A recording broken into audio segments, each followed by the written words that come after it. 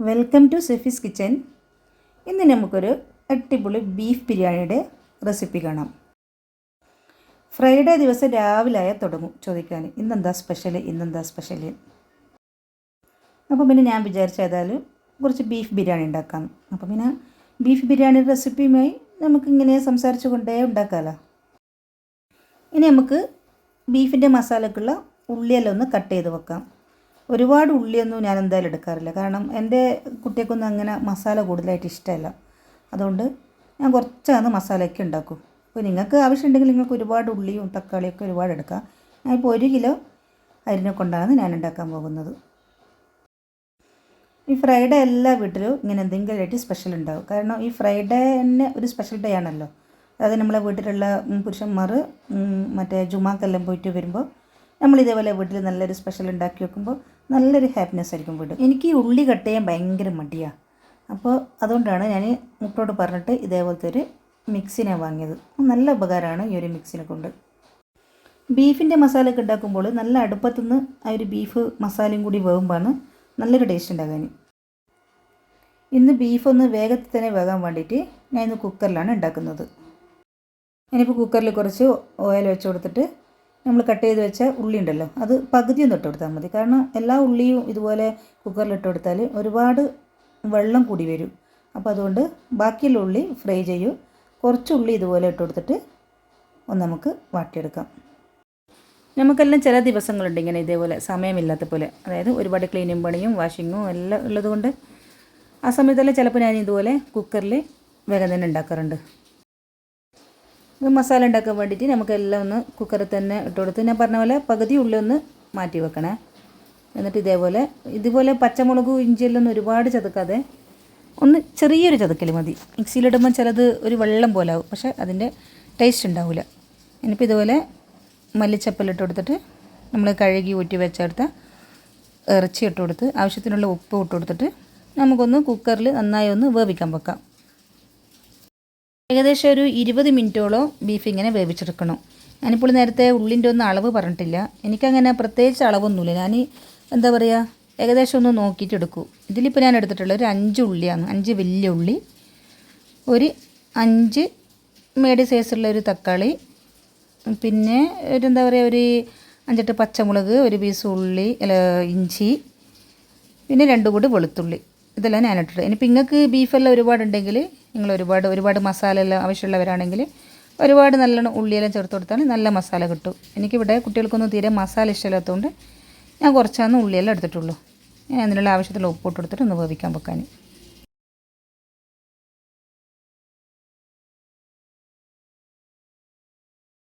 ഇനിയിപ്പോൾ നമുക്ക് ഉള്ളി ഒന്ന് ഫ്രൈ ചെയ്തെടുക്കാം. നേരത്തെ നമ്മൾ ഉള്ളി കുറച്ച് ബാക്കി വെച്ചിട്ടുണ്ടായിരുന്നല്ലോ, അതിന് വേണ്ടിയിട്ട് കുറച്ച് നെയ്യ് ഒഴിച്ചെടുക്കുക. ഞാൻ ഇതിലേക്ക് മിൽമ ഗീയാണ് വെച്ചെടുക്കുന്നത്. നല്ലൊരു ടേസ്റ്റാണ് ഈ മിൽമ ഗീ. എന്നിട്ട് കുറച്ച് ഓയിൽ വെച്ച് കൊടുത്തിട്ട് ഇനിയിപ്പോൾ ഇത് ബാക്കിയായത് തന്നെ കുഴപ്പമൊന്നുമില്ല, നമുക്കിത് അരി വേവുന്നതിനകത്ത് ഒഴിച്ചു കൊടുക്കാം. എന്നിട്ട് ആ ഉള്ളി ഒന്ന് നന്നായി ഫ്രൈ ചെയ്തെടുക്കാം. നിങ്ങൾ ഇതേപോലെ ഫ്രൈഡേക്ക് ഇതേപോലത്തെ എന്തെങ്കിലും സ്പെഷ്യൽ ആയിരിക്കും അല്ലേ? ഒന്ന് കമൻറ്റ് ചെയ്യണേ. ബിരിയാണിയോ ഇറച്ചിച്ചോറോ അങ്ങനെ എന്തെങ്കിലും ആയിരിക്കും അല്ലേ? ഇനി ഒന്നും അല്ലെങ്കിൽ അതായത് നെയ്ച്ചോറും ബീഫ് ഇങ്ങനെയുള്ള ഓരോ സ്പെഷ്യലായിരിക്കും എന്തായാലും ഫ്രൈഡേക്ക്. വെള്ളിയാഴ്ച ദിവസം എനിക്ക് ചെറിയൊരു ഫീലിംഗ് ഉള്ളൊരു ദിവസം കൂടിയാണ്. കാരണം എൻ്റെ ഉപ്പാക്ക് വെള്ളിയാഴ്ച എന്ന് പറഞ്ഞാൽ ആ ഒരു രാവിലെ തുടങ്ങും ബീഫ് ഉണ്ടാക്കാനും ബീഫ് വാങ്ങാൻ പോകാനും. അത്രയും എന്താ പറയുക ബിരിയാണി ഇല്ലാത്ത കാരണം വെച്ചാൽ ഉപ്പാൻ്റെ നാട് സിറ്റിയാണ്, കണ്ണൂർ സിറ്റി. അപ്പോൾ അവിടെ എല്ലാ വെള്ളിയാഴ്ചയും അവർക്ക് നിർബന്ധമാണ്. ഇപ്പം എൻ്റെ ഉപ്പയില്ല, ഉപ്പ മരണപ്പെട്ടിട്ട് 3 വർഷമായി. പക്ഷെ എന്താ പറയുക ആ ഒരു വെള്ളിയാഴ്ച എനിക്ക് എപ്പോഴും ആ ഒരു ഫീലിംഗാണ് മനസ്സിൽ. ഇനിയിപ്പോൾ ഫീലിംഗ് എല്ലാം പറഞ്ഞ് നിങ്ങളെ ഞാൻ ബോറടിപ്പിക്കുന്നില്ല. നമുക്കേതായാലും ബിരിയാണിൻ്റെ ശ്രദ്ധയിൽ തന്നെ നിൽക്കാം.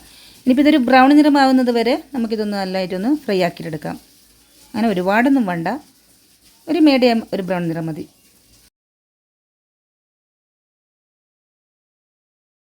ഇനി നമുക്ക് വേഗം തന്നെ ബിരിയാണിൻ്റെ അരി ഒന്ന് വേവിച്ചെടുക്കണം. അതിനാവശ്യത്തിലുള്ള ഒരു പാത്രം വെച്ചെടുത്തിട്ട് നേരത്തെ നമ്മൾ ഉള്ളി ഫ്രൈ ചെയ്ത് വെച്ച നെയ്യെല്ലാം ബാക്കി ഉണ്ടായിരുന്നല്ലോ, അതും അങ്ങ് ഒഴിച്ചെടുത്ത് പിന്നെ ആവശ്യത്തിനുള്ള ഇതേപോലെ നെയ്യോ ഓയിലോ അതൊക്കെ നിങ്ങളുടെ ആവശ്യത്തിനനുസരിച്ച്. ഞാനെല്ലാം കുറച്ചേ ഉപയോഗിക്കൂ, അങ്ങനെ ഒരുപാടൊന്നും ഞാൻ നെയ്യൊന്നും അങ്ങനെ ഉപയോഗിക്കില്ല.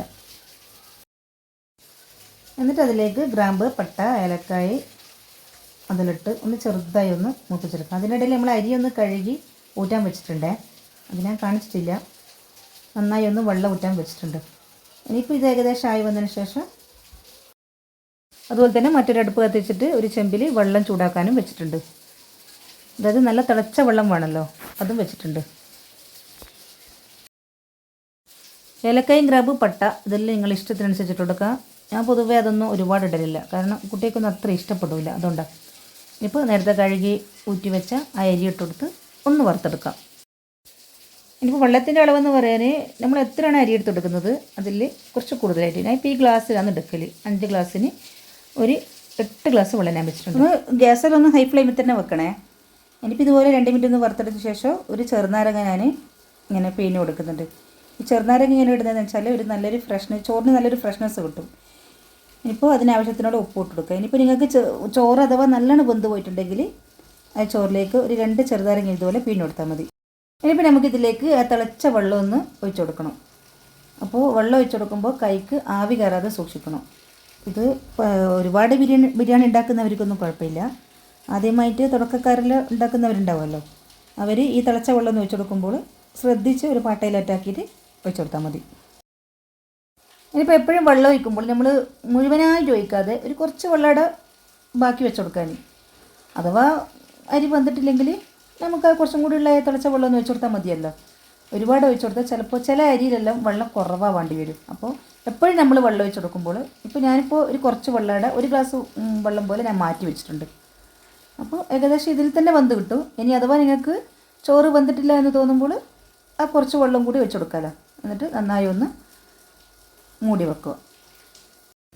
ഗ്യാസ് ഒന്ന് ഹൈ ഫ്ലെയിമിൽ തന്നെ വെച്ചിട്ട് മൂടി വെച്ചിട്ട് ഇതൊന്ന് വേവിച്ചെടുക്കാൻ ഒരു 10 മിനിറ്റ് നേരം ഹൈ ഫ്ലെയിമിൽ വെച്ചിട്ട് പിന്നെ നമുക്കൊന്ന് ഗ്യാസ് ഒന്ന് ലോ ഫ്ലെയിമിൽ വെച്ചെടുക്കാം. ഇനി നമുക്ക് മസാല ഒന്ന് റെഡിയാക്കിയാലോ. നേരത്തെ ഫ്രൈ ചെയ്ത് വെച്ച ഉള്ളി അതിലേക്ക് ഇട്ട് കൊടുത്തിട്ട് 1 ടീസ്പൂൺ ഗരം മസാലപ്പൊടി ഇട്ട് കൊടുക്കുക. വേറെ പൊടികളൊന്നും ഇതിലിടാൻ പാടില്ല, ഗരം മസാലപ്പൊടി മാത്രമേ ഇടാൻ പാടുള്ളൂ. ഗരം മസാലപ്പൊടി ഇട്ടെടുത്ത് മല്ലിച്ചപ്പ്, കറിവേപ്പില, പിന്നെ അതിലേക്ക് ഒരു ചെറുനാരങ്ങ. ഇനിയിപ്പോൾ നിങ്ങൾക്ക് തൈരാണോ ഇഷ്ടമാണെങ്കിൽ തൈര് ഒഴിച്ചു കൊടുക്കാം. ഇതിപ്പോൾ ഞാൻ ചെറുനാരങ്ങയാണ് ഇട്ടിട്ടുള്ളത്. എന്നിട്ട് നന്നായി ഒന്ന് മിക്സാക്കി കൊടുത്തിട്ട് ഒരു ഗ്യാസിൻ്റെ ഒരു ലോ ഫ്ലെയിമിലാക്കി വെച്ച് ഇതൊന്ന് വെള്ളം ഒന്ന് കുറച്ചും കൂടി ഒന്ന് വറ്റാനുണ്ട്. ഇനി നമുക്കിതൊന്ന് ഉപ്പ് നോക്കിയിട്ട്, ഉപ്പ് അഥവാ കുറച്ച് കുറവാണെങ്കിൽ ഇതിലിപ്പോൾ ഉപ്പ് കുറച്ച് കുറവുണ്ട്. ഇനി ഒരു കുറച്ച് ഉപ്പ് ഞാൻ ഇട്ട് കൊടുക്കുന്നുണ്ട്.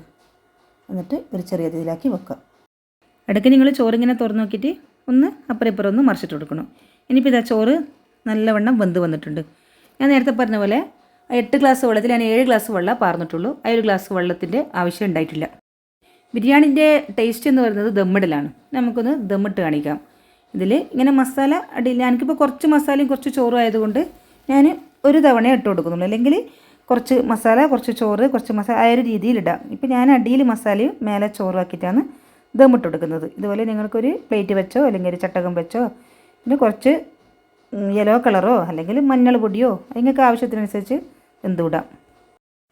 ഇനിയിപ്പോൾ ഇത് പൂർണ്ണമായി നോക്കുകയാണെങ്കിൽ മാത്രമേ, പ്രത്യേകിച്ചിട്ട് ആദ്യമായിട്ട് ബിരിയാണി ഉണ്ടാക്കുന്നവരാണെങ്കിൽ ഒന്ന് സ്കിപ്പ് ചെയ്ത് നോക്കണം. എങ്കിൽ മാത്രമേ നല്ല രീതിയിൽ ഒന്ന് ബിരിയാണി ഉണ്ടാക്കാൻ പറ്റൂ. ഇതുപോലെ തന്നെ നന്നായി സെറ്റായി വന്നിട്ടുണ്ട്. എല്ലാം ഒന്ന് ഇതേപോലെ തന്നെ സെറ്റാക്കി കൊടുത്തിട്ട് ഞാൻ പറഞ്ഞ പോലെ കുറച്ച് യെല്ലോ കളറാ അല്ലെങ്കിൽ കുറച്ച് അത് ഉപയോഗിക്കാത്തവരാണെങ്കിൽ കുറച്ച് മഞ്ഞൾ വെള്ളം ഇതുപോലെ കുറച്ച് വെള്ളത്തിൽ കലക്കിയിട്ട് ഇതുപോലെ വെച്ച് കൊടുക്കാം. പിന്നെ അണ്ടിപ്പരിപ്പ്, മുന്തിരി, ഉള്ളി ഇതെല്ലാം ഒന്ന് വറക്കണം. നേരത്തെ ഉള്ളി കുറച്ച് ഫ്രൈ ആക്കി വെച്ചിട്ട് മസാലയൊക്കെ കുറച്ച് ഫ്രൈ ആക്കി വെച്ചിട്ടുണ്ടായിരുന്നല്ലോ, അതിൽ നിന്ന് കുറച്ച് ഉള്ളി മാറ്റി വെക്കാമെന്ന് വിചാരിച്ചു. പക്ഷെ അത് മറന്നുപോയി. ഇനിയിപ്പോൾ ഞാൻ അതിനായിട്ട് ഉള്ളി ഫ്രൈ ആക്കുന്നില്ല. നിങ്ങൾ എന്തായാലും ഉണ്ടാക്കുമ്പോൾ കുറച്ച് ഉള്ളി ഒരു ബ്രൗൺ നിറത്തിൽ ഫ്രൈ ആക്കിയിട്ട് ഇതുപോലെ ഇട്ട് കൊടുക്കണേ. അതുപോലെ തന്നെ അണ്ടിപ്പരിപ്പും മുന്തിരിയും ഒക്കെ നല്ലൊരു ബ്രൗൺ നിറത്തിൽ ഫ്രൈ ആക്കിയിട്ട് എടുക്കണം. സമയം വൈകിയത് കാരണം ഞാനതൊന്നും ഫ്രൈ ആക്കിയിട്ടില്ല. ഇനിയിത് അരമണിക്കൂർ ലോ ഫ്ലെയിമിൽ ഗ്യാസ് കത്തിച്ച് വെക്കാം. ഇതിപ്പോൾ അരമണിക്കൂറിന് ശേഷം നമ്മൾ എന്തായാലും ചോറ് കഴിക്കേണ്ട സമയമാകുമ്പോൾ ഇതൊന്ന് ചോറ് മേലെ നിന്ന് എടുത്തിട്ട് മറ്റൊരു പാത്രത്തിലേക്ക് മാറ്റി കൊടുക്കണം. എങ്കിൽ മാത്രമേ മസാല നമുക്കൊന്ന് നല്ല രീതിയിൽ കിട്ടും. ബിരിയാണിയിൽ വെച്ചിട്ട് ബീഫ് ബിരിയാണി ഏറ്റവും നല്ല ടേസ്റ്റായിട്ട് തോന്നുന്നത്. ഇനിയിപ്പോൾ നിങ്ങൾ ഇതുപോലെ ഒന്ന് ട്രൈ ചെയ്ത് നോക്കണേ. എൻ്റെ ഈ വീഡിയോ ഇഷ്ടമായെങ്കിൽ ഒന്ന് മറ്റുള്ളവർക്കൊക്കെ ഒന്ന് ഷെയർ ചെയ്ത് സപ്പോർട്ട് ചെയ്യുമല്ലോ. ലൈക്ക് ചെയ്യണം, പിന്നെ കമൻറ്റ് ചെയ്യണം. സെഫീസ് കിച്ചൺ ചാനൽ ആദ്യമായിട്ട് കാണുന്നവരാണെങ്കിൽ ഒന്ന് സബ്സ്ക്രൈബ് ചെയ്ത് ബെല്ലൈക്കൻ്റെ ഓൾ ഒന്ന് പ്രസ് ചെയ്യണം. എങ്കിൽ മാത്രമേ ഞാനിടുന്ന എല്ലാ വീഡിയോസിൻ്റെ നോട്ടിഫിക്കേഷൻ നിങ്ങൾക്ക് വരുന്നതായിരിക്കും. ഇനിയും ഒരുപാട് നല്ല നല്ല റെസിപ്പിയുമായി അടുത്ത വീഡിയോയിൽ ഞാൻ വരും ഇൻഷാ അല്ലാഹ്. ബായ്.